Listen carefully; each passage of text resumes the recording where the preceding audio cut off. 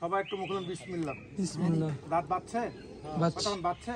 বাচ্ছে। তবে একবার কইছি অহংকারী করিস না, আমি ফকির মানুষ, আমি সাপে কাটা রোগী ঝাড়ি। এখানে টাকা পয়সা দিলে আসতে চিলিস না কেউ কেউ।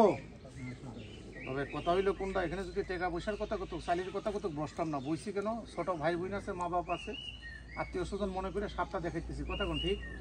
সাপটা কি দেখা হয়েছে? কথা কয় না কেন, দেখা হয়েছে? তাহলে আমি কি কারো ক্ষতি করছি? না। তাহলে কড়িটা পুড়ে যাবে। সবাই একটু দাগে দাঁড়ান। কড়ি পুড়ে গেলে আমার ক্ষতি হবে। সবাই একটু দাগে দাঁড়ান। কড়িটা কিন্তু বাইরে হয়ে গেছে। এই যে একটু দাগে দাঁড়ান। এই যে এই বাবা একটু দাগে দাঁড়ান, দাগে দাঁড়ান, সবাই দাগে দাঁড়ান। সবাই মুখে বলেন বিসমিল্লাহ। বিসমিল্লাহ। সবাই মুখে বলেন বিসমিল্লাহ। বিসমিল্লাহ। আপনার চামড়া পাল্টাইছে। কি পাল্টাইছে?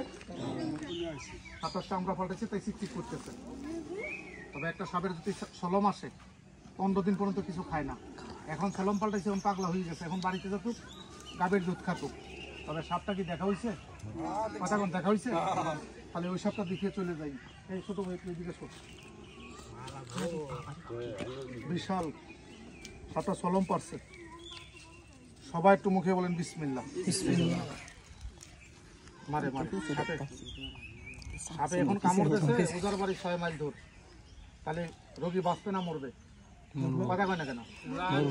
তবে জানা নাই বলে আপনারা মারা যান, আমাদের জানা আছে আমরা মরি না। তবে দুটো কথা যদি শিখিয়ে দিয়ে যাই, তাহলে সাপে কামড় দেবে, হায়াত থাকলে মরবেন না। কি বলবো না বলবো না? তবে একটা জিনিস বললে কি হবে, একটা জিনিস খারাপ এগুলো আপনাদের এলাকায় 2-1 বাড়ি পরপরই দেখি ইন্দুরের গর্ত বেশি আছে না? সাপে গর্ত করে না, ইন্দুরে গর্ত করে। সাপ যে ইন্দুরের গর্ত থাকে, এই জিনিস না, এই বাবা জিনিস না, খালি দাঁড়িয়ে দেখ। সাপে গর্ত করে না, ইন্দুরে গর্ত করে। সাপ যে গর্ত ঢুকে মানুষ কামড়ে মারে। তবে সাপের হাত থেকে বাঁচতে চাইলে আগে একটা কাজ করা লাগবে। এই বাড়ির এলাকায়